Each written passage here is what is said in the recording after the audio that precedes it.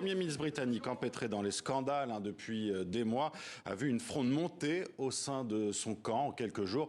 On en parle avec vous, Clémence Fourton. Vous êtes maîtresse de conférences en études anglophones à Sciences Po Lille. Clémence Fourton, la démission de Boris Johnson à la tête du Parti conservateur, qu'est-ce que cela signifie concrètement ? Alors, ça veut dire qu'il va falloir trouver un nouveau ou une nouvelle première ministre parce que dans le système britannique, c'est la personne qui est chef du parti majoritaire qui est également Premier ministre. Donc, il y a une question qui va se poser sur l'intérim. Est-ce qu'il va rester pour assurer l'intérim jusqu'à l'élection de ce nouveau chef du Parti conservateur ou est-ce qu'il doit quitter, y compris cette fonction de Premier ministre par intérim, dès maintenant ? Justement, Clémence Fourton, est-ce que Boris Johnson pourrait donc rester Premier ministre peut-être jusqu'à l'automne ? Oui, c'est ce qu'il souhaite visiblement dans l'idée d'assurer une continuité politique. Est-ce que ça va être possible vu la pression politique qui a monté ces derniers jours et le fait que, y compris ses soutiens les plus loyaux, se sont détournés de lui? Ça reste encore à voir. Il y a des appels là parmi les rangs conservateurs à ce qu'il n'assure pas l'intérim et que ce soit son adjoint, Dominic Raab, qui le fasse à sa place. Cette vague de démission au sein d'un gouvernement britannique pour réclamer la démission également d'un Premier ministre, est-ce que ça s'est déjà vu dans le pays? On a vu une fronde incroyable ces derniers jours.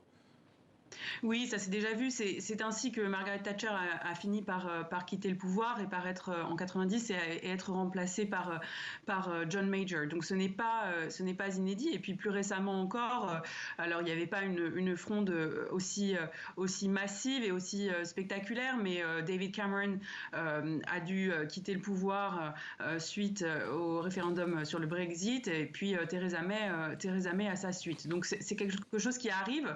Ce qui est différent ici, c'est la rapidité avec laquelle les retournements ont eu lieu, puisque celui qu'il a nommé comme ministre des Finances, qui a un poste très important il y a seulement 2 jours, a dit ce matin qu'il ne pouvait plus accorder sa confiance au Premier ministre. Oui, tout comme la ministre de l'Éducation qui a démissionné alors qu'elle a été nommée mardi. Qui pourrait remplacer Boris Johnson justement à la tête du Parti conservateur et en tant que Premier ministre ?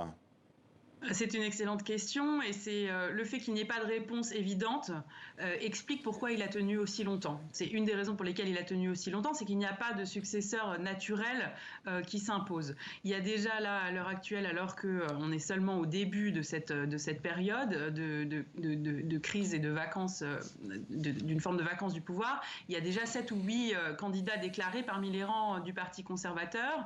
Alors les figures à garder à l'œil, il y a notamment Nadhim Zahawi, le ministre dont je vous parlais, ce nouveau ministre des Finances, également l'ancien ministre des Finances, Rishi Sunak, qui est très ambitieux, et puis des personnalités moins visibles, moins connues du grand public.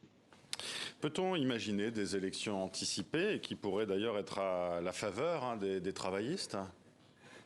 Alors c'est une des autres raisons pour lesquelles Boris Johnson a tenu aussi longtemps, c'est que ce ne serait c'est presque certain, ce ne serait pas en faveur des conservateurs d'appeler à une nouvelle élection. S'il est remplacé, comme ça va être le cas soit dans les semaines qui viennent ou les mois qui viennent, par un autre conservateur à sa place, il n'y a pas constitutionnellement de nécessité d'organiser des élections anticipées.